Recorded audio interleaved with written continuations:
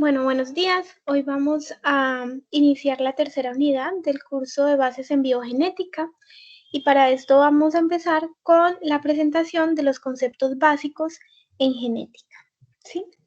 Entonces, ¿qué vamos a ver en este video?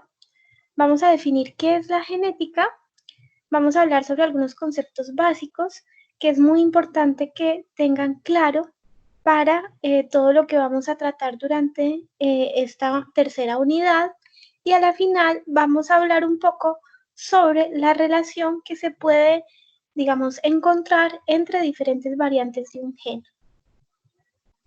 Entonces, la genética es la rama de la biología que se ocupa del estudio de los mecanismos de la herencia y de las variaciones que ocurren en la transmisión de los caracteres hereditarios, ¿sí? Y esta rama de la genética tiene sus bases en lo que es el estudio de los genes. Y recordemos que un gen, si hablamos a nivel estructural, lo podríamos definir como un fragmento de ácido nucleico, generalmente de ADN, salvo como ya vimos algunos virus que pueden ser de ARN, y que llevan la información para un determinado carácter. ¿Y qué es un carácter? Un carácter puede ser cada una de las particularidades, ya sean morfológicas o fisiológicas, de un ser vivo. Por ejemplo, un carácter puede ser el color o la forma de los ojos o el color o la textura del cabello. Eso si hablamos de una particularidad morfológica. A nivel fisiológico, un carácter puede ser, por ejemplo, la estructura de una proteína. Ahora, la posición que ocupa un determinado gen sobre un cromosoma se le denomina locus. Y esta palabra es importante que la incorporen, ya que constantemente la van a encontrar en los libros de genética. Entonces, un locus, ¿qué es? Es la posición fija que ocupa un determinado gen en un cromosoma. Entonces, por ejemplo, el gen que codifica para el color de los ojos tiene esta posición o está en este locus, ¿sí? Cuando hablamos de más de una posición dentro de un cromosoma, nos referimos a loci. Entonces, singular, utilizamos la palabra locus y en plural, más de un locus, nos referimos a la palabra loci. Ahora, algo que nosotros ya vimos es que podemos tener células que son haploides y células diploides. ¿Sí? Esto lo vimos durante la clase de ciclo celular. Entonces, cuando hablamos de células haploides, nos referimos a aquellas células que contienen un solo juego de cromosomas. Y estas células haploides las vamos a encontrar en los libros indicadas como con la letra N. Un ejemplo de una célula haploide son, por ejemplo, los gametos, que son los espermatozoides o, por ejemplo, los óvulos, ¿sí? Estos tienen solo la mitad del número de cromosomas que tenían sus células madre. Acuérdense del proceso de meiosis 1 y meiosis 2. Terminábamos con 4 células que eran haploides. Entonces, en humanos, estas células haploides van a tener únicamente 23 cromosomas. Y cuando nos referimos a células diploides, nos referimos a aquellas células que contienen 2 juegos de cromosomas. Y está indicada con el número 2 y la letra N. Entonces, 2N hace referencia a células diploides. Entonces, por ejemplo, cuando se une un espermatozoide con un óvulo para formar un cigoto o un bebé, al unirse me va a dar una célula que va a tener 46 cromosomas, ¿sí? Es decir, la suma de estos dos. Y a esta célula vamos a poder ya decir que va a ser una célula diploide porque tiene tanto el juego de cromosomas que vienen de los espermatozoides como el juego de cromosomas que vienen de los óvulos. Ahora, nosotros ya sabemos que los genes están ubicados en los cromosomas. También ya vimos que en organismos diploides, por ejemplo en humanos, tenemos 46 cromosomas. En alguna de las clases anteriores hablamos del cariotipo y el cariotipo es el conjunto de cromosomas o de los genes que tenemos en nuestros cromosomas. Y vimos que hay ciertas particularidades estructurales que pueden ayudar a clasificar o dar nomenclatura a estos cromosomas. Entonces, en humanos están enumerados del 1 al 23 en pares. Por ejemplo, este es el par 1, par 2, par 3, y tenemos un juego de cromosomas que son los sexuales, que es el XX o XY. Recuerden entonces que cada uno de los cromosomas que conforma, por ejemplo, el par de cromosoma 1, viene uno del padre y uno de la madre. Y estos cromosomas se conocen como cromosomas homólogos. ¿Y qué es un cromosoma homólogo? Es un par de, que son cromosomas homólogos, perdón. Son un par de cromosomas que presentan el mismo tipo de información genética. Por ejemplo, imaginemos que estos son los cromosomas 1. Este viene del padre y este viene de la madre. Y tienen la misma información genética. Ambos tienen el gen para el color de ojos, el gen para el color de pelo, gen para la textura del pelo, el gen del lóbulo de la oreja y el gen del color de la piel. Entonces, fíjense que tanto el cromosoma que viene del padre como el que viene de la madre tienen la misma información genética. Y a estos cromosomas son los que llamamos cromosomas homólogos. Ahora, algo muy importante es que los genes pueden tener diferentes variantes. Por ejemplo, cuando hablamos del gen que codifica para el color de ojos, podemos observar que tiene una variante que da un color café y tiene otra variante que da un color azul, por ejemplo. A estas diferentes variantes o alternativas de un gen se le conoce como alelos. ¿Está bien? Entonces, ¿qué es un alelo? Son las diferentes variantes que posee un gen.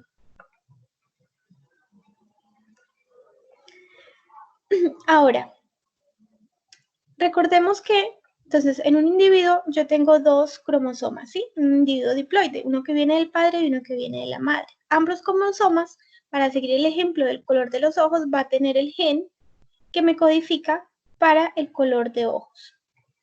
Entonces, si un individuo tiene la versión de ese gen, por ejemplo, en R mayúscula, codifica, si un individuo tiene el alelo en un cromosoma que codifica para el color café, indicado en este ejemplo como R mayúscula, y en el alelo que viene, en el cromosoma que viene de la madre, tiene la misma versión de ese gen, es decir, la misma R mayúscula, a este individuo se le conoce como homocigoto.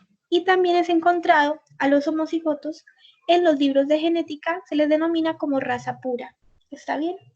Entonces es cuando dos alelos de un gen aparecen en un organismo diploide, es cuando los dos alelos de un gen que aparecen en un organismo diploide son idénticos entre sí. Entonces fíjense, acá tengo en un cromosoma el alelo R mayúscula y en el otro cromosoma el alelo R mayúscula. A esto se le conoce como homocigoto. Puede ser también homocigoto para el alelo R minúscula que va a codificar para el color de ojos azul. Pero sigue siendo homocigoto porque tiene la misma variante génica, es decir, la misma versión alélica en ambos cromosomas. Ahora, podemos encontrar individuos que tengan diferentes variantes alélicas en sus cromosomas. Por ejemplo, podemos encontrar un individuo que haya recibido el cromosoma del padre con el alelo R mayúscula que codifica para el color café y puede a su vez recibir el cromosoma homólogo de la madre, pero con una variante R minúscula que codifica para el color azul. A estos individuos se les conocen como heterocigotos o híbridos, ¿sí? Otro término también que es muy usado en genética es el término de dominante y recesivo. Y cuando hablamos de dominante, nos referimos a una variante de un gen que se expresa sobre otra variante. Por ejemplo, tenemos el alelo R que viene del padre y el alelo R minúscula que viene de la madre. Uno codifica para ojos color café y el otro codifica para ojos color azul. Pero cuando estos se unen, van a dar un individuo que va a tener ojos color café. Es decir, que únicamente se va a expresar la información presente en el alelo R mayúscula, ¿sí? Entonces, acá decimos que el alelo R mayúscula es dominante sobre el alelo R minúscula que codifica para el color de ojos azules. Y cuando hablamos del término recesivo, nos referimos a la variante de un gen que se ve de alguna manera enmascarado por la variante dominante. Por ejemplo, si continuamos con el mismo ejemplo, acá el individuo resultante va a tener ojos marrones. A pesar de tener el alelo R minúscula que codifica para azul, este alelo no se va a poder manifestar ya que es de alguna manera enmascarado por el alelo R mayúscula. Entonces, a este alelo R minúscula se le conoce como recesivo. Ahora, hay otros términos que son muy importantes y es, por ejemplo, el término de genotipo y fenotipo. Cuando nos referimos a genotipo, nos referimos a la constitución genética de un individuo, que hace referencia al conjunto de genes que presenta un individuo. ¿Sí? Y al fenotipo nos referimos a la manifestación externa o aparente de ese genotipo. Entonces, fijémonos en estos ejemplos. Tenemos un individuo de ojos color azul. Su genotipo va a ser R minúscula, R minúscula. Va a ser un individuo homocigoto para este alelo. Y su fenotipo va a ser lo que podemos de alguna manera observar. Y va a ser ojos azules.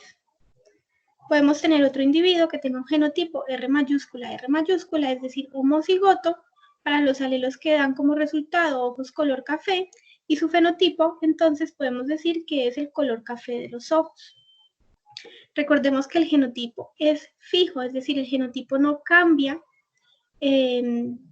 a medida que el individuo puede llegar a la adultez, el genotipo sigue siendo el mismo. ¿Qué pasa? El fenotipo puede cambiar, ¿sí? El fenotipo en algunos caracteres puede ser el resultado del genotipo más la influencia del ambiente. Por ejemplo, en algunas plantas podemos ver que si están bajo el sol van a expresar un color verde, un color verde quizás más claro que si se encuentran a la sombra. Entonces, esta planta sigue teniendo la misma conformación genética, simplemente que cuando está sometida a ciertas características ambientales, puede expresar un fenotipo diferente. Lo mismo pasa en humanos. Podemos tener, por ejemplo, padres altos y nosotros ser bajos, quizás porque nos encontramos o tenemos una dieta diferente que puede de alguna manera modificar la expresión o nuestro fenotipo.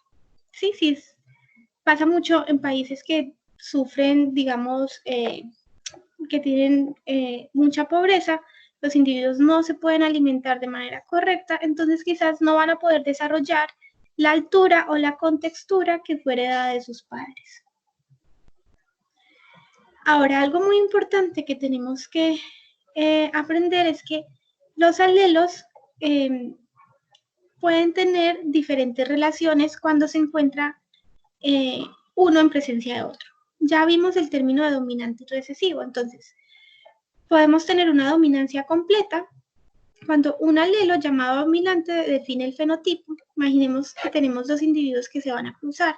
Uno es homocigoto para A mayúscula y el otro es homocigoto para A minúscula. Cuando estos dos se juntan, este da para el color amarillo y este da para el color verde. Cuando estos dos se juntan, su descendencia va a ser color verde. Acá podríamos decir que el alelo A mayúscula es dominante sobre el alelo A minúscula, ¿sí? Entonces hay una dominancia completa de un alelo respecto al otro. Ahora, no siempre ocurre esto. Podemos tener alelos que tienen una dominancia incompleta. Por ejemplo, si yo uno una flor color rojo que tiene como genotipo RR mayúscula con una flor de color blanco que tiene como genotipo RR minúscula, su descendencia va a tener una característica intermedia, ¿sí? A pesar de ser heterocigoto, acá no se va a expresar únicamente el color rojo, sino que se va a expresar un carácter intermedio entre estos dos. Si yo mezclo rojo con blanco, obtengo rosado. A este tipo de relación entre alelos se le denomina herencia intermedia, ¿sí? Y podemos tener otro tipo de herencia o relación entre alelos que se conoce como codominancia. Imaginemos que tenemos una flor parental rosada que se une con una flor parental blanca. Acá no vamos a tener un color intermedio, sino que van a ser manifestados ambos alelos. Tenemos tanto el color rosado en la descendencia como el color blanco en el mismo individuo. A eso le llamamos codominancia. En resumen, entonces podemos decir que la genética es la rama de la biología relacionada con el estudio de los genes, la variación genética y la herencia de los organismos. Tenemos que un gen es un fragmento de ADN que determina un carácter hereditario. Ya hablamos que pueden ser fisiológicos o morfológicos.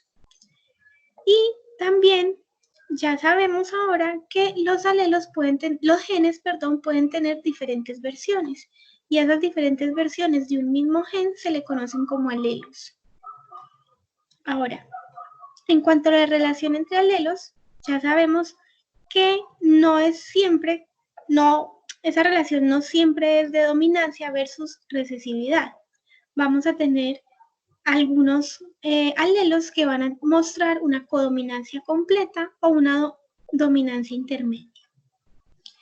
Y algo también muy importante es que ya sabemos que el genotipo permanece constante, el genotipo, que es la constitución genética de un individuo, no cambia a través del tiempo, mientras que el fenotipo puede variar por acción de distintos factores ambientales. Entonces regresemos a clase para realizar este ejercicio entre todos.